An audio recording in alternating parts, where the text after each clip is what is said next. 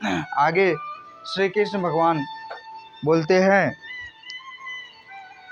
क्रोधाब्धवति सम्मोह सम्मोहात् स्मृति विभ्रमम् अस्मृत भ्रंशाद बोधिनाशो बोधिनाशात् प्रणश्यन्ति।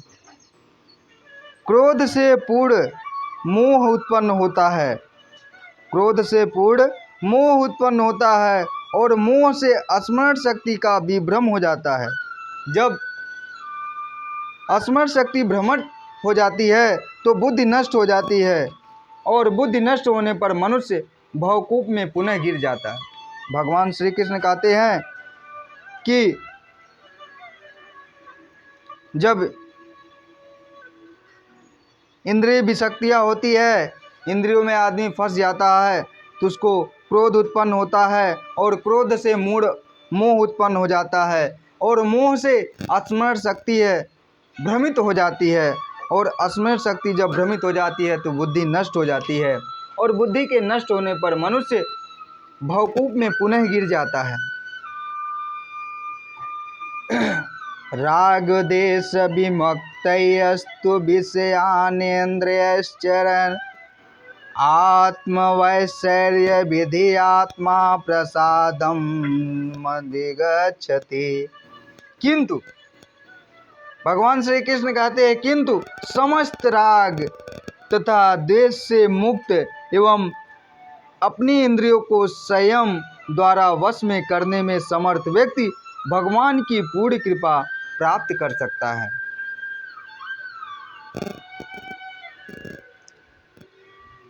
प्रसादे सर्वदुःखानां हानिरस्योपजायते प्रसन्न चेतसो ह्रासुबुद्धिर् पर्यवतिष्ठते। इस प्रकार से कृष्ण भावना में तुष्ट व्यक्ति के लिए संसार के तीनों ताप नष्ट हो जाते हैं और ऐसी तुष्ट भावना होने पर उसकी बुद्धि शीघ्र ही स्थिर हो जाती है। नास्ति बुद्धिर्युक्तस्य न चायुक्तस्य भावना न चाभावतः शान्तिरः शान्तिस्य कुतः सुखम्। जो कृष्ण भावना अमृत में परमेश्वर से संबंधित नहीं है, उसकी ना तो बुद्धि दिव्य होती है और ना मन स्थिर होता है। उसके बिना शांति की कोई संभावना नहीं है। शांति के बिना सुख भी कैसे हो सकता है।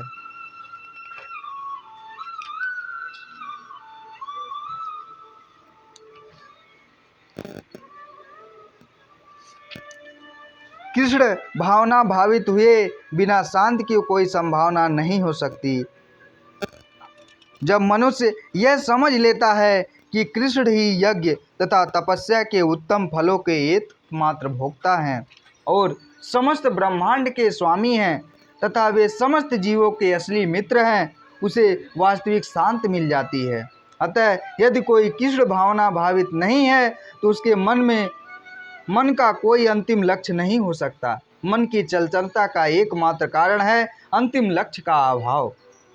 जब मनुष्य को यह पता चलता है कि कृष्ण ही भोक्ता हैं, स्वामी हैं, सबके मित्र हैं, तो स्थिर चित्त होकर शांति का अनुभव किया जा सकता है। अतएव जो कृष्ण से संबंध ना रखकर कार्य में लगा रहता है, वह निश्चय ही सदा दुखी और अशांत रहेगा। भले ही वह जीवन में शांति और आध्यात्मिक उन्नति का कितना ही दिखावा क्यों न करे। कृष्ण भावना अमृत स्वयं प्रकट होने वाली शांतमयी अवस्था है, जिसकी प्राप्ति कृष्ण के संबंध से ही हो सकती है। इंद्रियाणाम ही चरिताम यन्मनो अनुविधीयते तदस्य हरति प्रज्ञाम वायुर्नावमिवस्यसि। जिस प्रकार पानी में तैरती नाव को प्रचंड वायु दूर बहा ले जाती है, उसी प्रकार विचरणशील इंद्रियों में से कोई एक जिस पर मन निरंतर लगा रहता है, मनुष्य की बुद्धि को हर लेती है। यदि समस्त इंद्रियां भगवान की सेवा में ना लगी रहे और इनमें यदि इनमें से एक भी अपनी तृप्ति में लगी रहती है तो वह भक्त को दिव्य प्रगति पथ से विपथ कर सकती है। जैसा कि महाराज अम्बरीश के जीवन में बताया गया, समस्त इंद्रियों को कृष्ण भावनामृत में लगा रहना चाहिए, क्योंकि मन को वश में करने की यही एक सरल विधि है। तस्मादस्य महाबाहो निगृहीतानि सर्वशः इंद्रियाणेन्द्रियार्थेभ्यस्तस्य प्रज्ञा प्रतिष्ठिता। हे महाबाहु, जिस पुरुष की इंद्रियां अपने अपने विषयों से सब प्रकार से विरक्त होकर उसके वश में है, उसकी बुद्धि निसंदेह स्थिर है।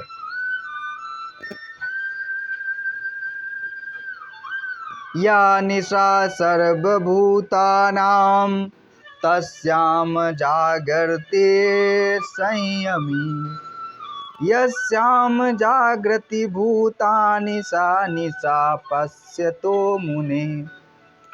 जो सब जीवों के लिए रात्रि है वह आत्म संयमी के जागने का समय है, और जो समस्त जीवों के जागने का समय है वह आत्मनिरीक्षक मुनि के लिए रात्रि है। बुद्धिमान मनुष्यों की दो श्रेणियां हैं। एक श्रेणी के मनुष्य इंद्रिय तृप्ति के लिए भौतिक कार्य करने में निपुण होते हैं, तथा दूसरी श्रेणी के मनुष्य आत्मनिरीक्षक हैं, जो आत्म साक्षात्कार के अनुशीलन के लिए जागते हैं। विचारवान पुरुषों या आत्मनिरीक्षक मुनि के कार्य भौतिकता में लीन पुरुषों के लिए रात्रि के समान है। भौतिकवादी व्यक्ति ऐसी रात्रि में अभिज्ञता के कारण आत्म साक्षात्कार के प्रति सोए रहते हैं। आत्मनिरीक्षक मुनि भौतिकतावादी पुरुषों की रात्रि में जागे रहते हैं। मुनि को आध्यात्मिक अनुशीलन की क्रमिक उन्नति में दिव्य आनंद का अनुभव होता है, किंतु भौतिकतावादी कार्यों में लगा व्यक्ति आत्म साक्षात्कार के प्रति सोया रहकर अनेक प्रकार के इंद्रिय सुखों का स्वप्न देखता है, और उसी सुप्तावस्था में कभी सुख तो कभी दुख का अनुभव करता है। आत्मनिरीक्षक मनुष्य भौतिक सुख तथा दुख के प्रति अन्यमनस्क रहता है।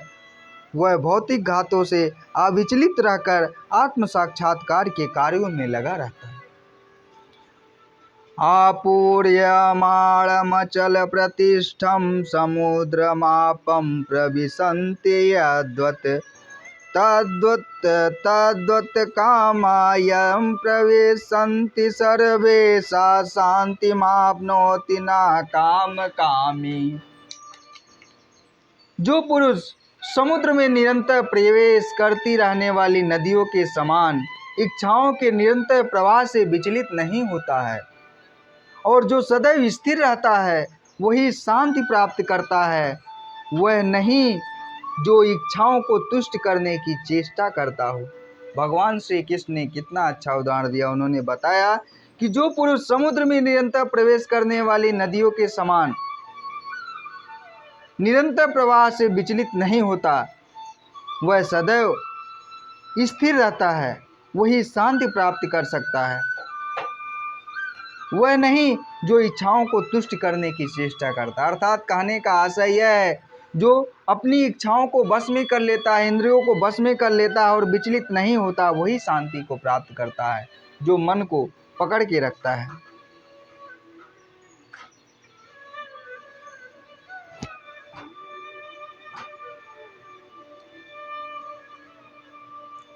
विशाल सागर में जल सदैव जल रहता है, किंतु वर्षा ऋतु में विशेषतः यह अधिकाधिक जल से भरता जाता है, तो भी सागर उतने पर भी स्थिर रहता है। ना तो वह विक्षुब्ध होता है, ना ही तट सीमा का उल्लंघन करता है। यही स्थिति कृष्ण भावना भावित व्यक्ति की है।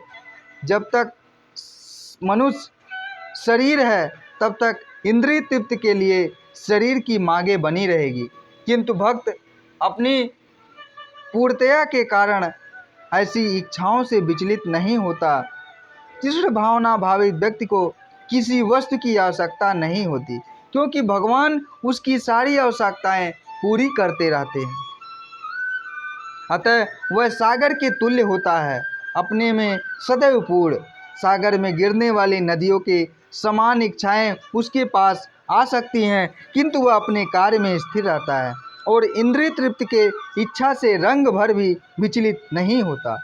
कृष्ण भावना भावित व्यक्ति का यही प्रमाण है। इच्छाओं के होते हुए भी वह कभी इंद्रिय तृप्ति के लिए उन्मुख नहीं होता, क्योंकि वह भगवान के दिव्य प्रेमा भक्ति में तुष्ट रहता है। अतः वह समुद्र की भांति स्थिर रहकर पूर्ण शांति का आनंद उठा सकता है। किंतु दूसरे लोग जो मुक्ति की सीमा तक इच्छाओं की पूर्ति करना चाहते हैं, फिर भौतिक सफलताओं का क्या कहना, उन्हें कभी शांत नहीं मिल पाती। कर्मी, मुमुक्ष तथा वे योगी सिद्ध के कामी हैं, वे सभी अपूर्ण इच्छाओं के कारण दुखी रहते हैं, किंतु कृष्ण भावना भावित पुरुष भगवत सेवा में सुखी रहता है, उसकी कोई इच्छा नहीं होती। वत्स वह तो तथाकथित भवबंधन से मोक्ष की भी कामना नहीं करता। कृष्ण के भक्तों की कोई भौतिक इच्छा नहीं रहती है, इसलिए वे पूर्ण शांत रहते हैं। विहाय कामन्यः सर्वान् पुमांस्तु निष्प्रियः निर्ममो निरहंकार सा शांति में मधिगच्छति। जिस व्यक्ति ने इंद्रियों की समस्त इच्छाओं का परित्याग कर दिया है, जो इच्छाओं से रहित रहता है और जिसने सारी ममता त्याग दी है तथा अहंकार से रहित है, वही वास्तविक शांति को प्राप्त कर सकता है।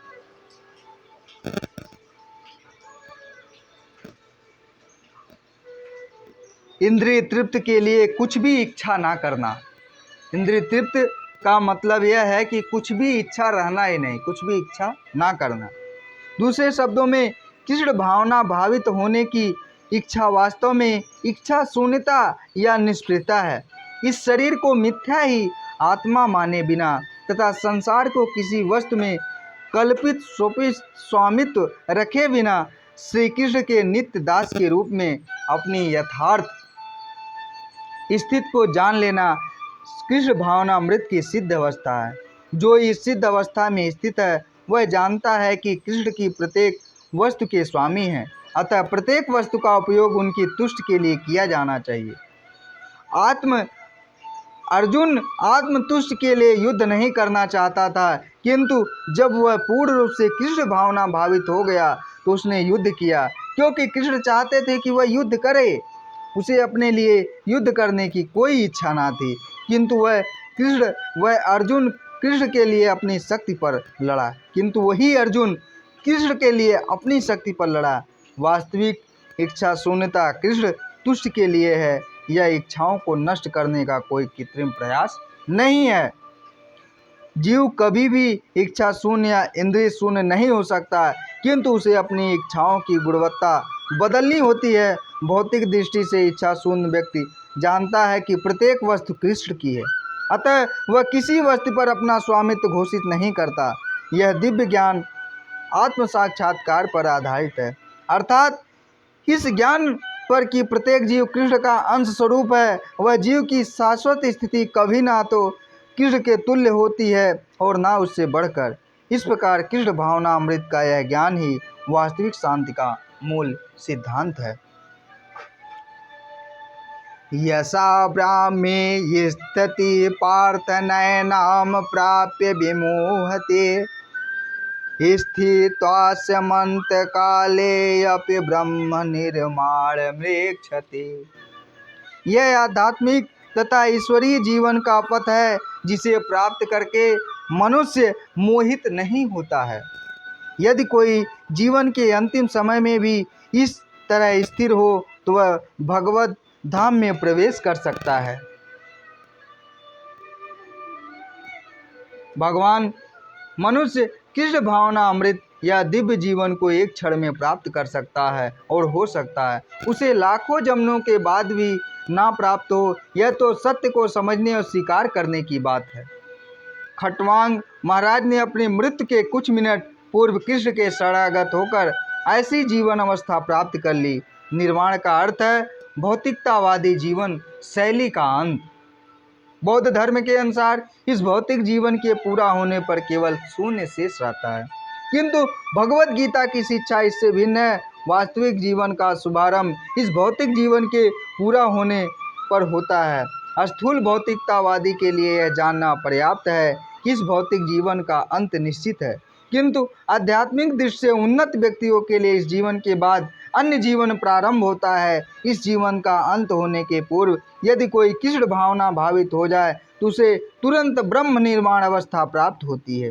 भगवत धाम और भगवत भक्त के कोई अंतर नहीं है, चूँकि दोनों चरम पद हैं।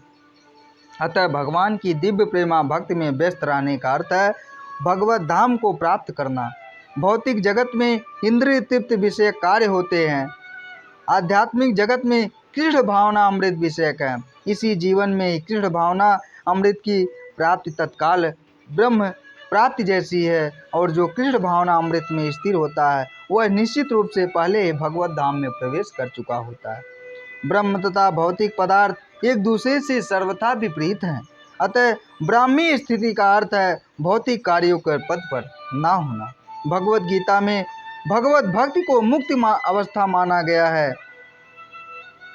श्रील भक्ति विनोद ठाकुर ने भगवत गीता के इस द्वितीय अध्याय को संपूर्ण ग्रंथ के प्रतिपाद्य विषय के रूप में संक्षिप्त किया है। भगवत गीता के प्रतिपाद्य में कर्म योग, ज्ञान योग तथा भक्ति योग, इस द्वितीय अध्याय में कर्म योग तथा ज्ञान योग की स्पष्ट व्याख्या हुई एवं भक्ति योग की भी झांकी दी गई। इस प्रकार श्रीमद् भगवत गीता के द्वितीय अध्याय गीता सार का भक्ति वेदांत तात्पर्य पूर्ण हुआ। द्वितीय अध्याय समाप्त। बोलो वृंदावन बिहारी लाल की जय। जय श्री कृष्ण। राधे राधे।